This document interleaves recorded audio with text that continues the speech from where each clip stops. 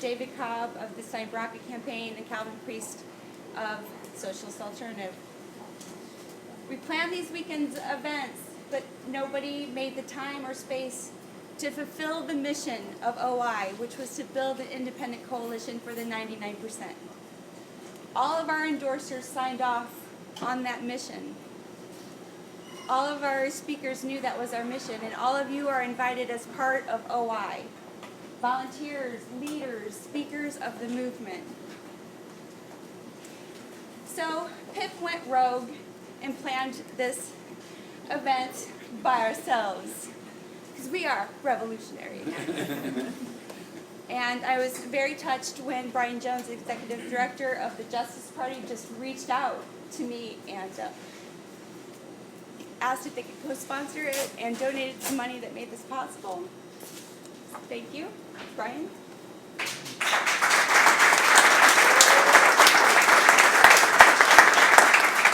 I have many volunteers here from PIP that believed in PIP. When we're just average Americans. Nobody knows our names. Nobody needs to know our names. But they believed in the movement to carry progressives forward. And Ray Robinson's here from Kentucky. Mike Sidebottom's here, drove from San Diego. We have Ken here from Illinois. Rod, and we have a great organization because we're ego-free. We come here to you today to ask you to take this movement over and stand up and be the leaders we need you to be. That's not me. I brought you here. I brought you this far. Our country needs you to decide, start the conversation on how we can come together and make radical changes to our country. It's the only way we are going to make the changes necessary to save our democracy, save our country, and save our planet. You cannot be revolutionary and be devoted to the customary. You cannot be revolutionary and be predictable.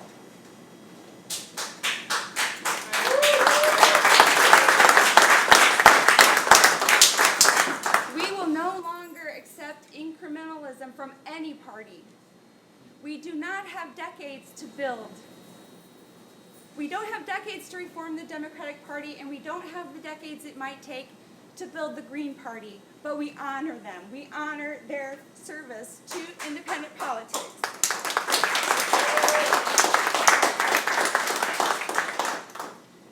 We started, my co-lead organizer, which obviously slept in, Evan Duke. We have the same vision, and we fought and we cried, and we both went to Standing Rock at various times, and we had Calvin Priest calling for anti-Trump organizations around the country. We had the Green Party involved in recounts, and all the while we were trying to plant OI for our country, for the 99%. And we did. But the entire goal of that movement, if you ask me, is today. Our country needs you all to stand up today and say, what do you bring to the table? What can you compromise? What can you gain? What can you share? Our country needs you. We're the only ones that are going to do it. We have amazing people that came here today. For me, nobody knows me. And what that tells you is it's not about me, it's an idea whose moment has come. And you are here to answer the call. All of you believed in this mission. So I brought you this far. And now it's no longer mine. I am handing this over to those of you in attendance who are more than capable of directing this movement together. And that's all I ask for you today, is not to give us rhetoric. Stop with the rhetoric. Stop with ideas that don't work. We're asking everyone to sharpen your pencils and strategize how we're going to take our country back. So, that's who we are. We are whoever we need to be. And I'm asking you to put your egos down, put your pride aside, knock down your silos. We're not here to step on toes, we're here to join hands. So without further ado, we're going to move on to our first panel.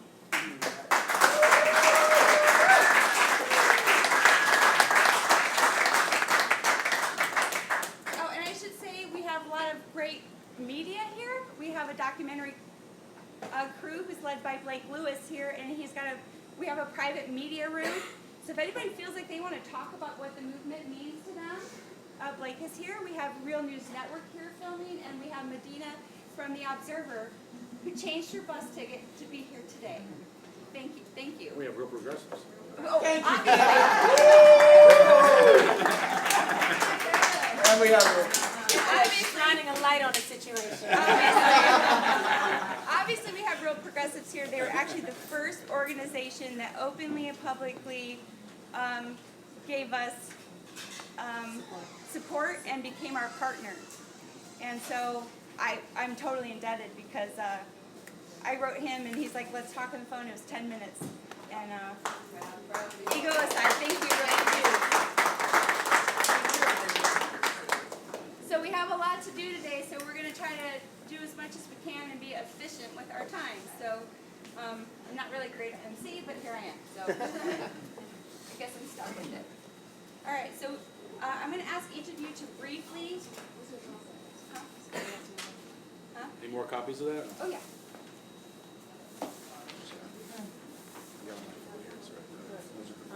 Never mind, because I'm sharing. Yeah. I don't know how many she made. Okay. So, you know, all of you, if you're not on a panel, you should know that you're exceptional leaders and volunteers and activists in the movement. And that's why we're going to get together and speak in working groups. But for now, let's have a brief introduction so y'all can know who these folks represent and we can lift their voices up. Jeff? Want the microphone? All right. Hi, everyone. My name is Jeffrey Ide. I'm from Fargo, North Dakota, state recently embroiled in its horrible treatment of our Native brothers and sisters. I'm a grassroots activist. I spent 10 years traveling around the world working on human rights campaigns, only to realize that I needed to come home and fix things here first. So, in the process, I'm here representing today as a co-founder of the Coalition. My name is Jill Yorty. I'm from Fairbanks, Alaska, and I came into this with a background in anthropology and became Bernie's Alaska State Director, where we took 82% of the state. Since then, I've been a national delegate, and I'm also a co-founder of the Coalition. Hi everybody, Ian Lobel, I'm from Los Angeles, by way of New York City. I don't even know how I fell into this. This is exactly why I'm here. I needed to change for myself. I was an activist way back when, actually pretty early on, as a little boy, I kid you not, through college, etc. But then I got comfortable. You know, life gets comfortable. And everyone's like, well, how do you move away straight from the left? To be honest, money.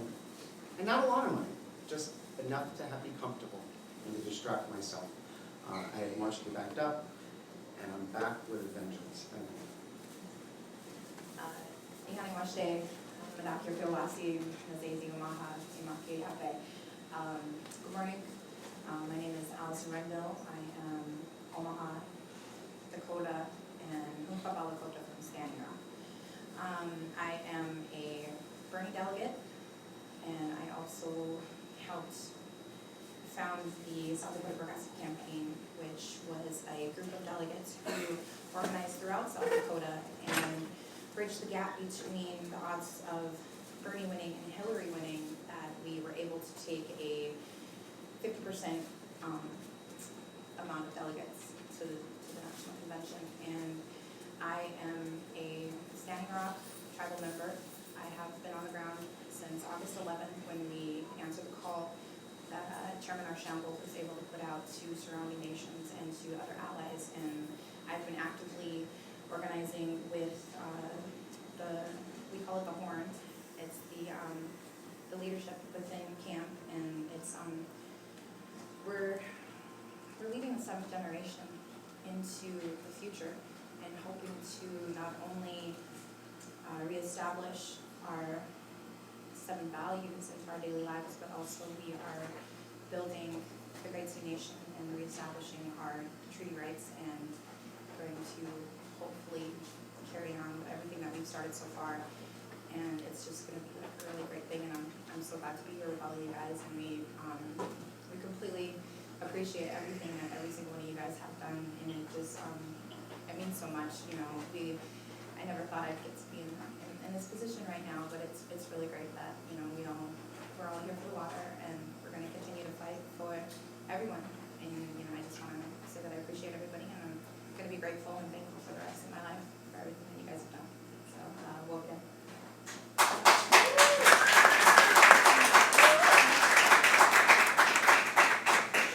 Hi, so my name is Yane Indigo. I'm from the Germantown section of Philadelphia. I became an activist when I learned that there were people who were starving in the world as a child, when I was confronted with that reality, coming from a solid working class family in which those were things that you could take for granted. And I encountered the reality that there were people who just went without food, and that just never made sense to me, and it is what propelled me into trying to make the world different. And through my childhood, I did it in various ways. In my young adulthood, I did it in various ways, trying to work within different systems and through different organizations. And I just was never able to be satisfied with how far my reach seemed to be.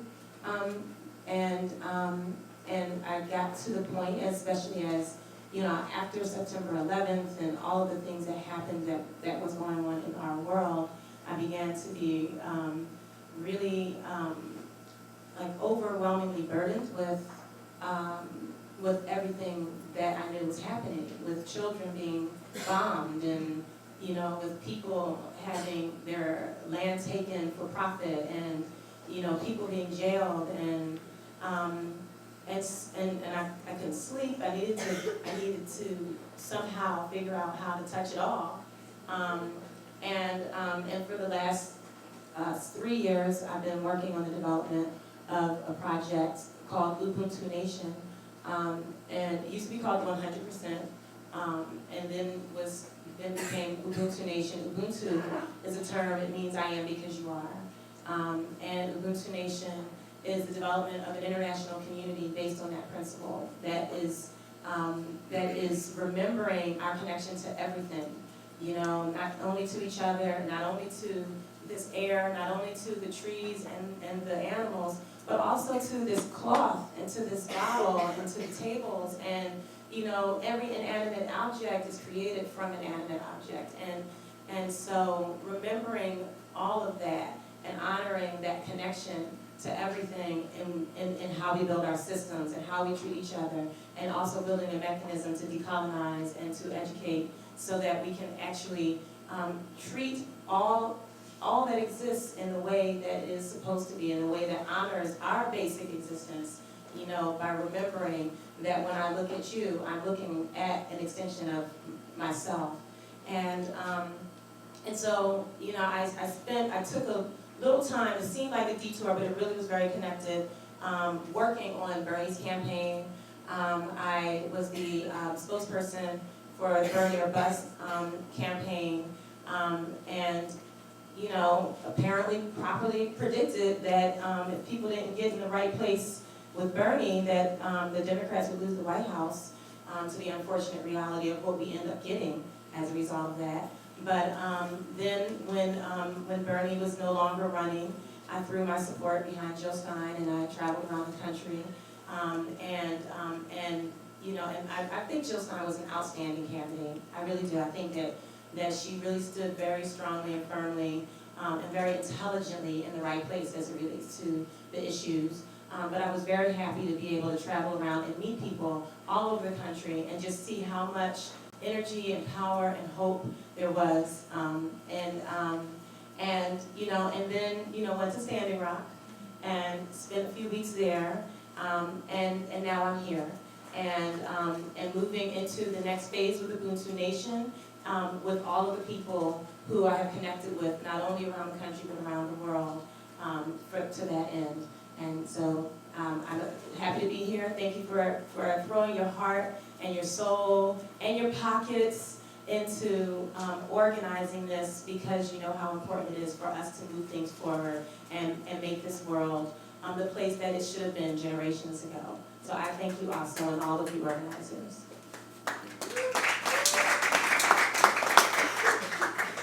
Good morning, everybody, and I really appreciate everybody coming. I'm looking forward to our conversation. It looks like an interesting agenda.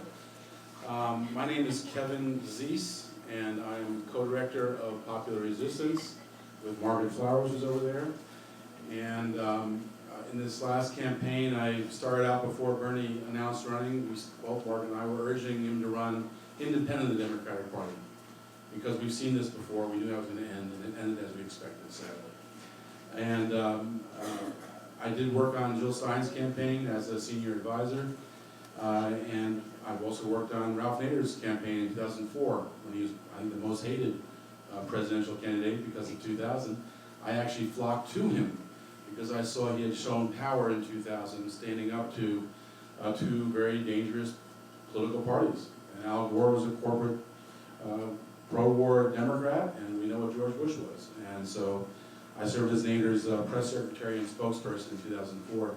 My path toward these justice issues that we're going to be discussing started when I was in law school and graduated and started to work on the war on drugs. This is back in 1980 when President Reagan came into office. We were getting death threats at Normal. We only had about 15% support in the polls for legal marijuana, and now we're over 55% support. So things have changed a little bit. And the war on drugs, to me, exemplified so much that was wrong with our political system, because it was a bipartisan drug war. Bill Clinton outflanked the Republicans by putting a general in charge of what should be a health problem. He outflanked the Republicans with even more mandatory sentencing. And of course, the Republicans were consistent. I was there when Reagan was president, and he was a very hardcore drug warrior. He had an Attorney General, Ed Meese. I think Reagan picked someone that rhymed with Zeiss for some reason. I don't know why it did, but the Wall Street Journal, in fact, defined me as Kevin, parentheses, Meese with a Z, Zeiss. So that was one of my glories in my young age. What I've seen happen over the years has been a constant rightward drift from both parties. I left the Democratic Party during the Clinton era, the early part of the Clinton years, for many reasons. The drug war wasn't on them, but economic issues as well, poverty issues, banking regulation, NAFTA, so much that really burdens us today.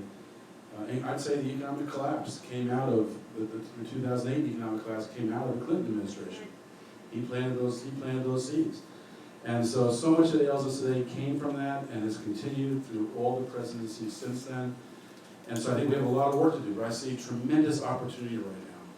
I think there's a lot of fear of Trump, understandably, but he clarifies things for many people on what we really are facing in this country and presents tremendous opportunities. I think one of the biggest challenges we face, I think the conversation today is going to be an important one about this, is we want to get out of this ping pong of politics between Democrats, Republicans, Democrats, Republicans. We are not going to get the transformation we need from either one of those parties. We have to face that reality and then confront the very difficult task of building an alternative to that. And there's a history of how that's worked. We'll talk about that, I'm sure, later. But that's our task ahead of us, building an independent mass movement and a political party that represents the voice of that movement in the electoral arena. That's our task broadly. And we'll get into all those specifics a little bit later. Thank you very much. Thank you. Okay, so you guys answered more than who are you? Of course. Of course you did, you're activists. So we're going to kind of move along a little bit because we have a lot of work to do. So we're going to go really fast because we got work to do. How about that? So I would like these answers to be kind of quick, off the top of your head, and give these folks real strategies to move forward together. Okay? Where do you see, and I'm going to let you raise your hand if you have a comment on the question. Where does movement building and power intersect? Anyone else want to talk? Pass it all the way down. you know, in my own personal opinion, I think the amount of influence that could potentially come with that sense of power is really what escalates a movement into what potentially could come, you know. We had the various Ochete Chico youth take the initiative to run from Standing Rock all the way to Philadelphia. And in that, they were able to grow this power and have that sense of empowerment and start an energy shift throughout the entire country that eventually was able to establish that movement and begin, you know, this whole momentum that has really been able to, you know, generate all this attention and, you know, bring us all here like this. So I think it is completely relevant.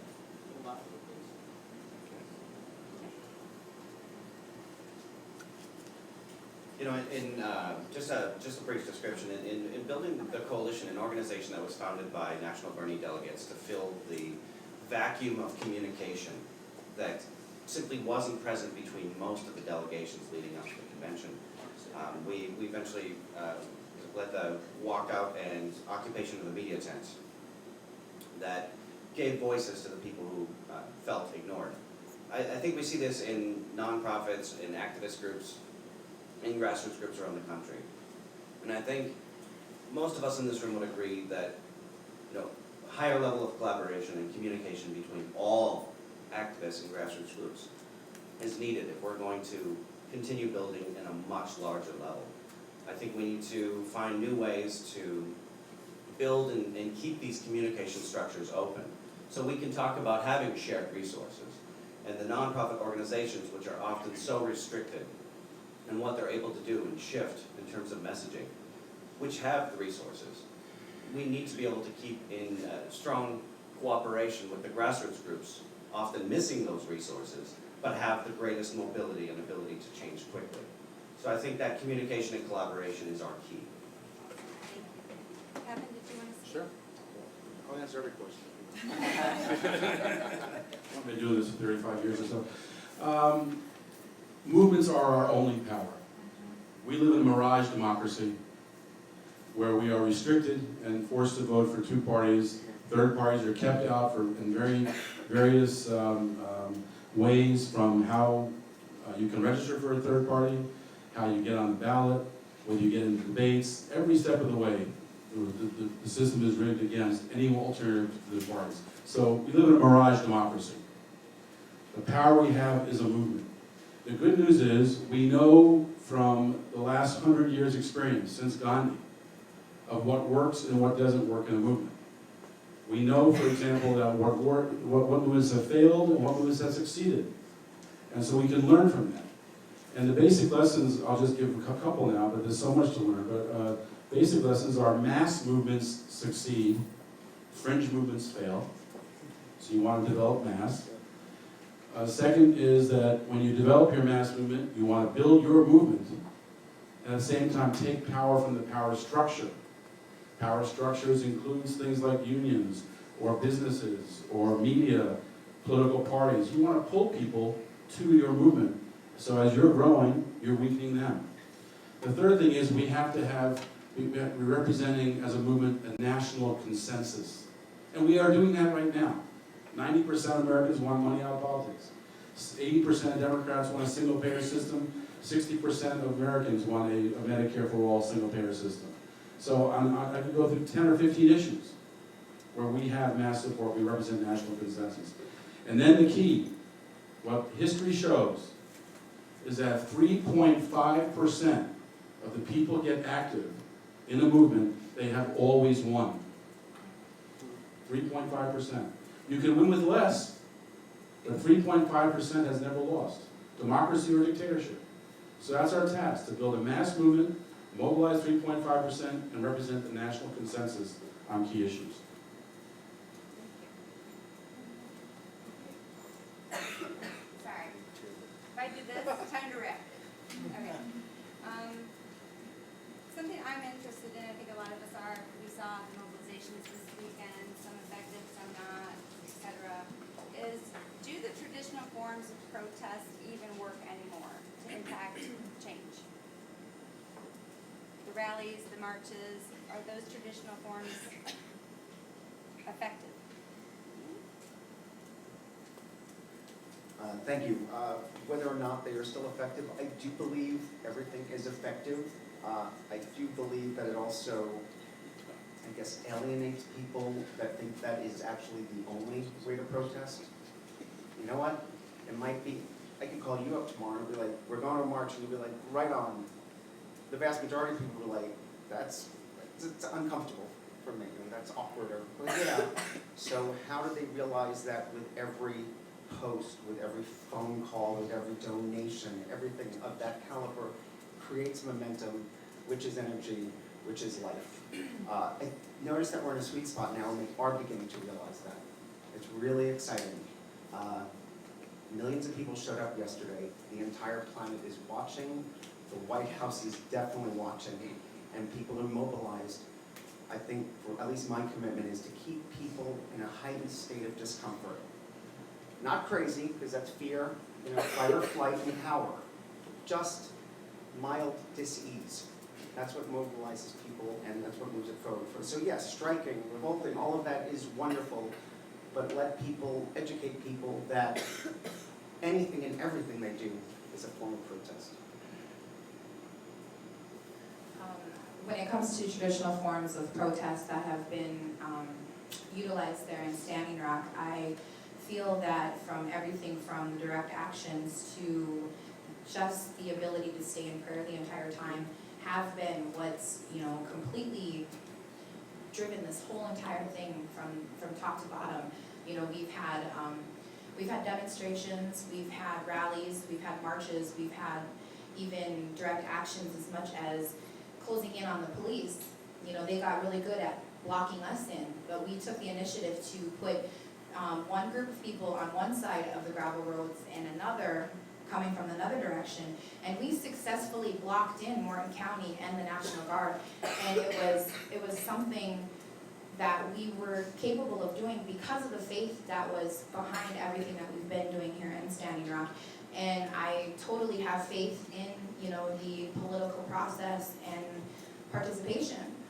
So we've been able to stay on message and continue every action just by staying in prayer on a daily basis. So I totally believe that the traditional forms of protest do work as long as you have a good heart and you continue to communicate and collaborate with people who are like-minded, and as long as your message stays true, then there's no reason why it won't progress into whatever it is that your goal is. Okay, so I think when we're talking about and thinking about this idea of traditional forms of protest and traditional forms of activism, we have these ideas in our mind of what that looks like, right? You go on a march, that's a form of protest, you have a rally. But activism is also creating a volunteer network in your local elementary school that does not have enough resources, doesn't have enough teachers. Activism is what the Black Panther Party did with feeding children and creating feeding programs in schools and protecting communities and building up, building up the community from inside, taking ownership and recognizing self-determination and ownership of the right to determine what your day looks like and what your future looks like, and whether or not your children are allowed to be treated as targets or whether or not they have the right to be safe. And I think that that is very, very effective.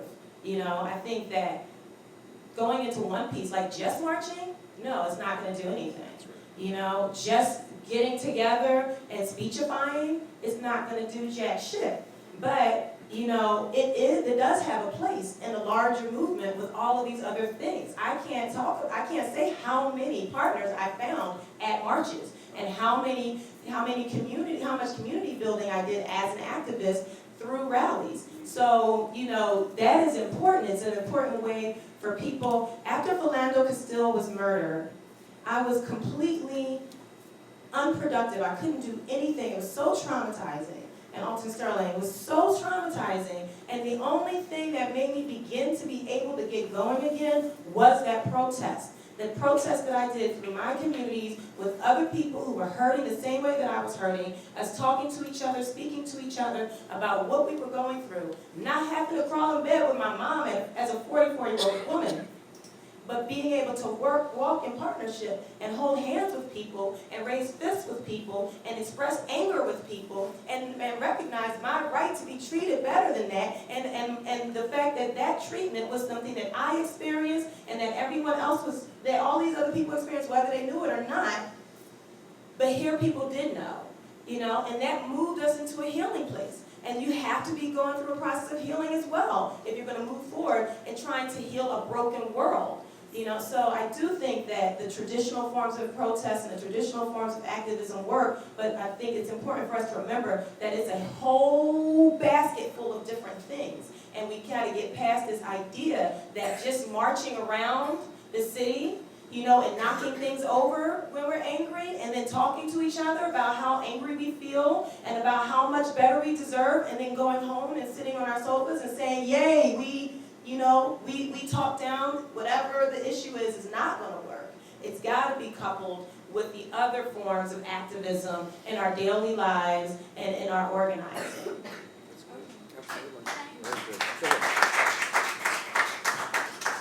So I want to ask you a very strategic question. We're going to end on this question. Is for your particular movement, for your movement building that you are doing, that you represent, if you could tell us briefly, what is it? What kind of support do you need from the folks here, from the other organizations, from the other activists? What do you feel that we can do to support one another in coalition building? Okay. You want everyone answer that, or how do you want Yeah, to do let's go down the table and 1 or 2 minutes will be. Okay. Thank you. Repeat the question. What do we need? What do we need to work together? What do they feel they're lacking from other organizations, activists, independent media? How do we do this? Let's cut to the chase. What is blocking you from tipping your issue and having success? I'll start and then I'll pass it down.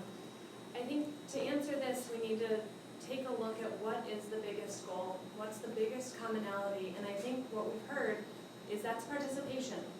We need to drastically improve participation of the American public in this. We need them to know what their rights are as voters, as citizens of this country, and get their buy-in. And to do that, we need to increase communication. That means that all of us in this room, we need to be in touch with each other. We need to know where we can go for resources. We need to know where we can go for strategy, for ideas. And that's not going to happen as long as we're in these different silos. So the environmental community, the social justice community, the political community, we need to break down the barriers that keep us from communicating and working together. And things like this are amazing starts to that. We also need to continually push our own boundaries. We need to constantly reflect and say, who are we not reaching? What communities are not being heard? And make that intentional effort to reach out. I think what we saw during the Bernie Sanders campaign is people getting involved for the first time. I'm always asking other activists and organizers to remember that there's no wrong way to approach these topics. We need to enable people in their involvement at every single level. We're talking about protests. We need to remember that just being a part of things makes new activists. So many young minds out there yesterday got to experience what being involved is like for the first time. And that's something that stays with them for their entire lives. And so, for most of the people involved in the Bernie campaign, had never been involved in politics before 2016. It's a daunting process. There's a lot to learn. We need to make sure that those with experience don't look down on the lack of awareness about how these issues work and how we approach politics and how we approach activism. We need to enable each other. We need to be there and offer the wisdom and experience to make sure that we can grow together and work together into the future. Thank you, I absolutely agree. The strength in numbers to mobilize people, and once again, I think the hidden gift in this election is this might have been a good thing. It really has shaken the country and the planet, and people are in that state of confusion. Like, I get the anger, I get the fear, I get the outrage, but people are kind of in shock to their sensibilities, and it's uncomfortable for them, and they're off kilter. And all we need to do is go, they're right there, and they want something, and they want to be educated, and they want to be pushed, and we're seeing it all throughout social media. Friends of mine, people are like, oh, me and my girlfriend, we're doing this. And I'm like, how can I help you? They might not even be able to Google it, they just don't think that. I'll be like, I'll get back to you. So really kind of a clearinghouse of tasks of the day in different cities. I'll do that for people. I'll create groups to do that. So say, here's something from you, this is going on in Worcester, Massachusetts. I'll be like, blah, blah, blah, blah, go. But yes, it's mobilizing people. Also, running for office. Most people are like, that's odd. I'm like, okay, chances are you'll never get elected. But if 70 people walk into the city hall and say, you know what, I'm running for assemblyman, whether they plan on doing it or not, creates change. So it's the numbers. Something that we've learned in Standing Rock and utilizing our traditional governance there at the Horn is that there are 7 values that Lakota people live their lives by. And it starts with humility and compassion and respect, honesty, fortitude. There's these lessons that are available to us on a daily basis. And I think personally, it's really something that's generated that healing, at camp by just learning how to be a decent human being. And by living by these principles and, taking the time to be fully conscious how you approach people, how you interact with people, and how you relate to them is what really is going to add that authenticity. If you as an organizer can't sit there and talk to people wholeheartedly and you run with your own agenda, then you're not going to accomplish anything because you're not staying on message with other people. And when you, as an organizer, take the time to get to know your audience and get to know your communities, in my own personal experience, it personalizes that entire experience for everyone. I mean, even just being in this room right now and being able to look at me and see me for yourself has to make that movement and that idea of what's going on in Standing Rock a little bit more real. And those are the kinds of initiatives that we need to take. Her being from where she's from, and me, and everybody else that's on this panel, we've really worked hard, but the one thing that we need to really even work harder on is ourselves. Because if we can't take care of ourselves, then what are we doing trying to take care of anyone else? So I mean, I think general self-care, yeah, exactly, is really what's going to be important for the next 4 years, because we need to establish that foundation for healing. Us as Lakota people, by learning how to live in prayer on a daily basis by applying these 7 values, is going to cause us to have that mass healing. And if we can heal ourselves, why can't we heal the world? Why can't we, protect the water, and why can't we, instill the future for our next 7 generations? And so, all I can say is that, take the time for yourself and take the time to get to know yourself enough for you to be a proper representative for your people and your community. So I mean, it could really be a powerful thing. We need healing as a nation. We have so much misogyny in this country where there's an imbalance. We need to be uplifting our women, and we need men to be taking that approach and respect a woman's voice, because there's a balance. We didn't come from below, we came from your side. So, we need to be able to uplift our females and build that voice, because right now our world is off its axis.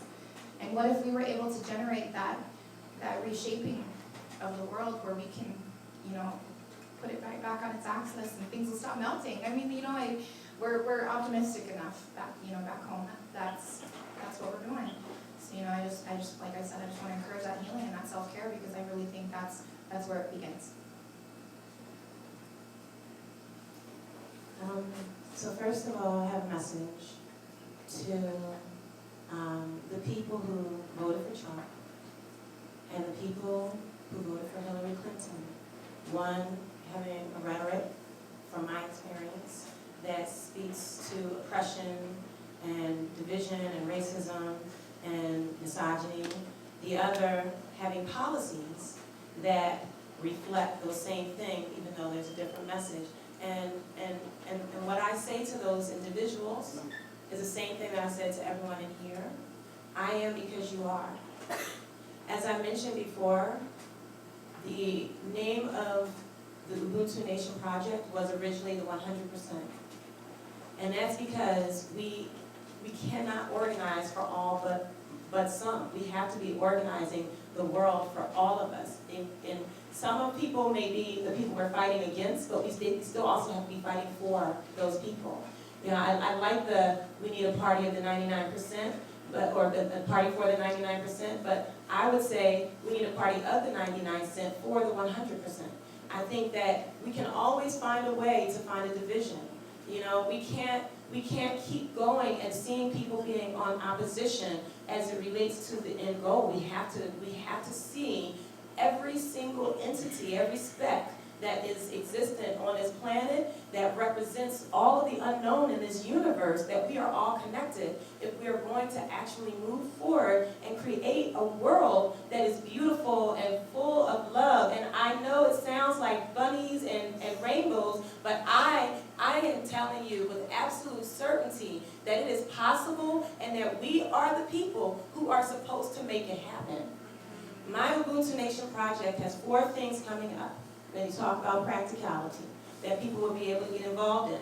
We are building the framework for this international community. It is something that has to be built collectively, and so people can be involved in participating in that. We have people from around the world that are participating in this process. There's a technological piece to it that will help people to be able to find each other. You were talking about this, that people will be able to find each other based on issues, educate each other based on issues, empower, support, and understand what's happening on and educate each other around that. There's a technological piece of it that's being built.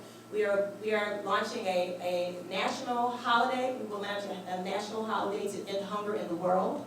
And we are building a conference that will be a working conference where people will get together to work on issues with actual measurable outcomes that they should be able to determine what they will accomplish in the next 6 months from coming together at that conference. That will be called the Next 6, and every 6 months on around King Day and around Juneteenth, 2 very significant 6-month apart holidays. Juneteenth is June 19th. It is the day that the last group of individuals who were enslaved in this country were actually informed that they were no longer enslaved legally, that they could no longer be held slaves. It's the true day of independence in this country. It is not recognized nationally, and that is a shame, but we can transform that and transform it not only into a day of freedom, but a day where we use that freedom to free others and to free them at least from that very basic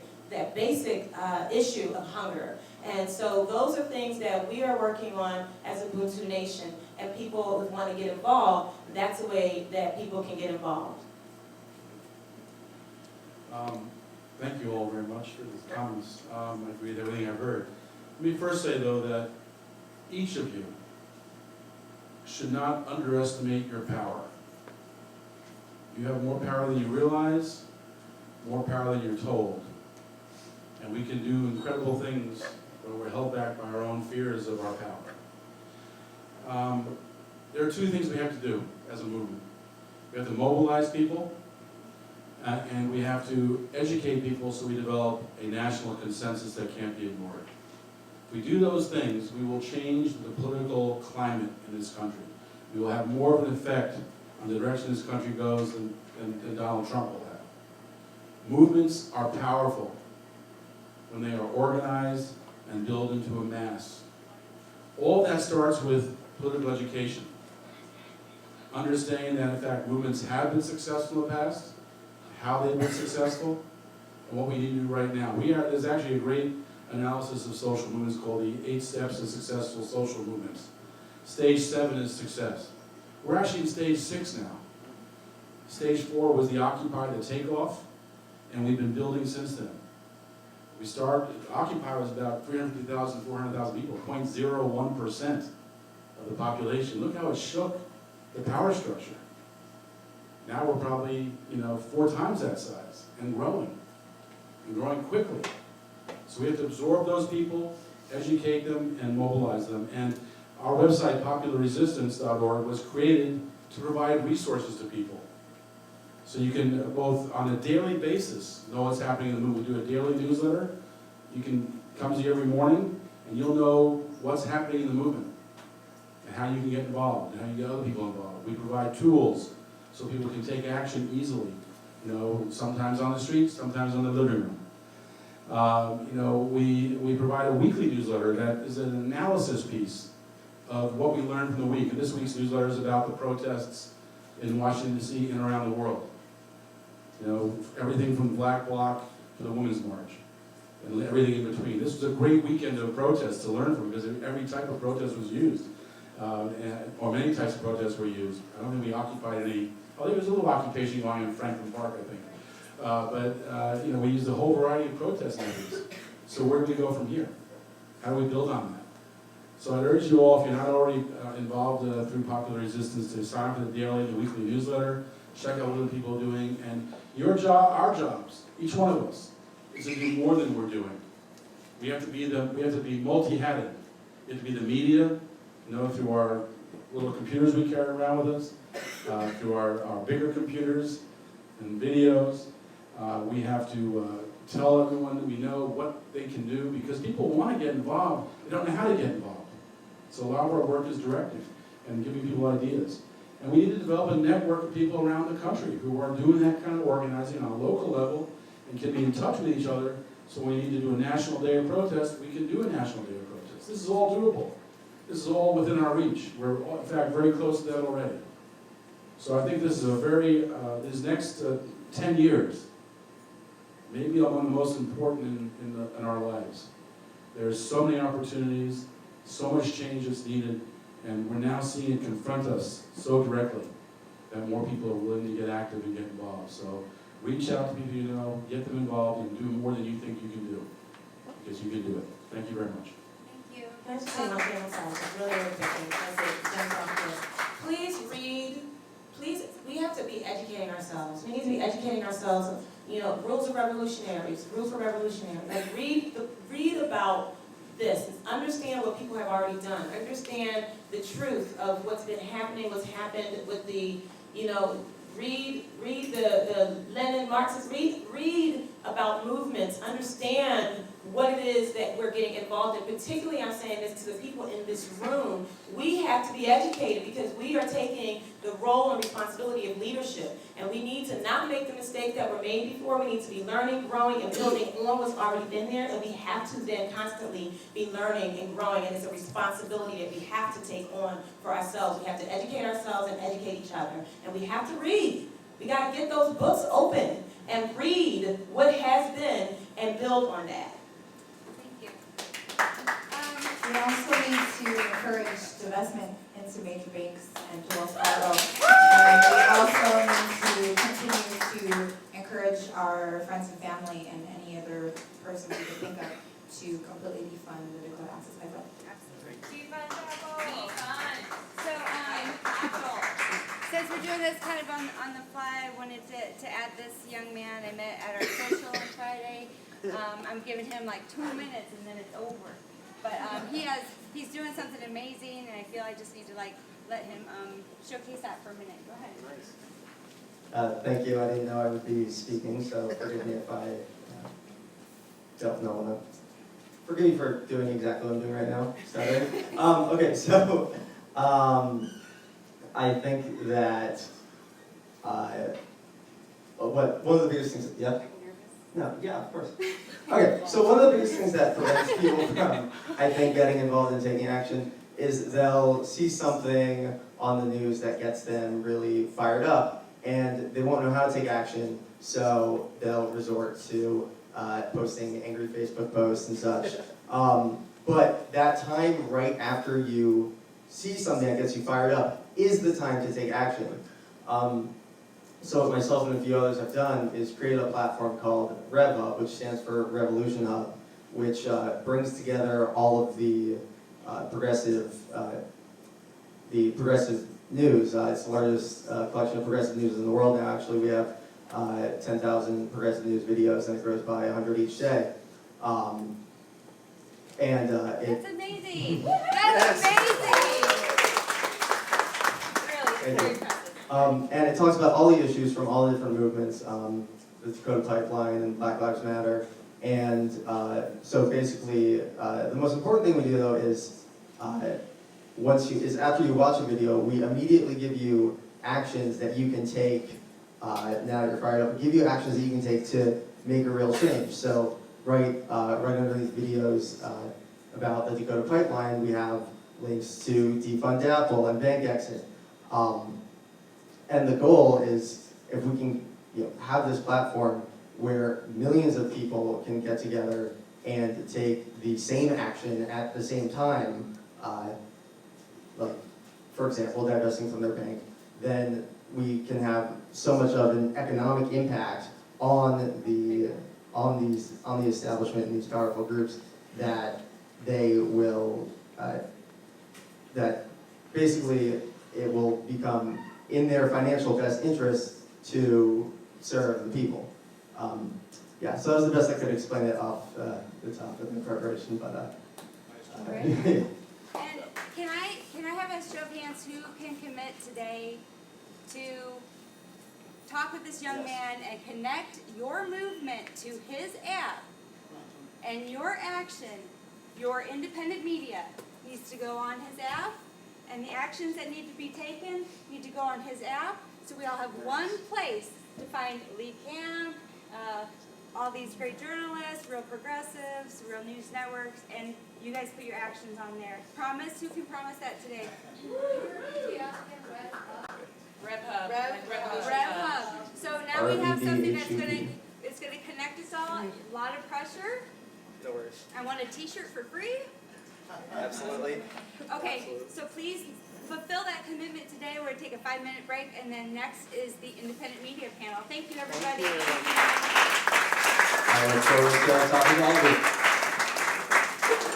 Oh, you're good. Same question. Thank you. I could, and I just wanna Thank you guys.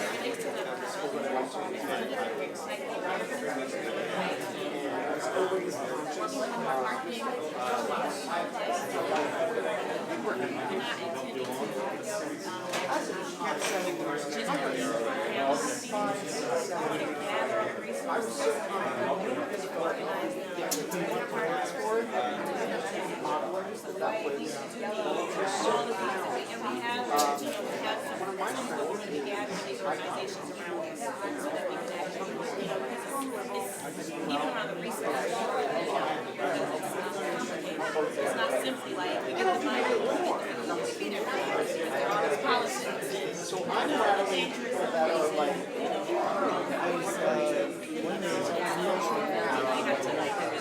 so like an example would be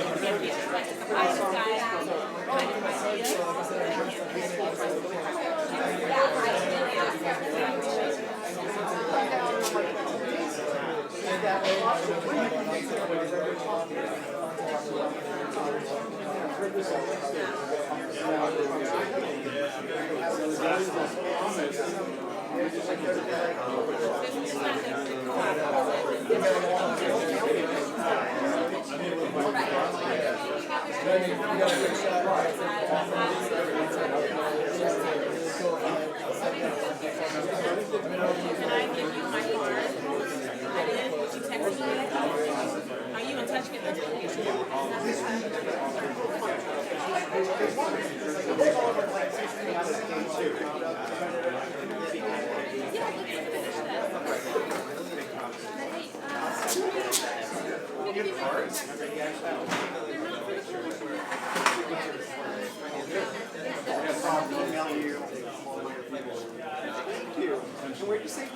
Do you have a card by any chance, or can I read your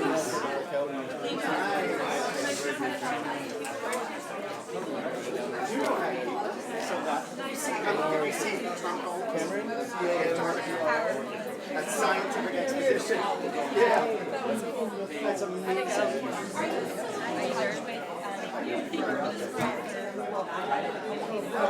Okay, so I'm here with a delegation of standards working on the legislative side and trying to set a meeting. And we really want to get positive supported and possibly co-sponsored legislation that will help move Indigenous treaty rights, Indigenous sovereignty forward under this new administration. We need some legislative support in order to keep the issue on the table, even if it's illegal.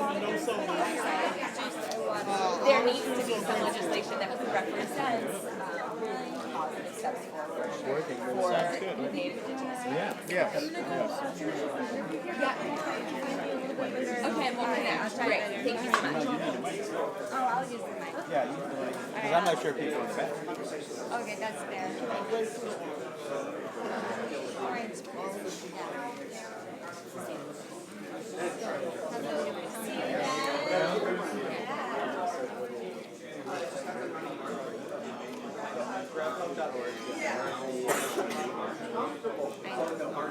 I cut out like two.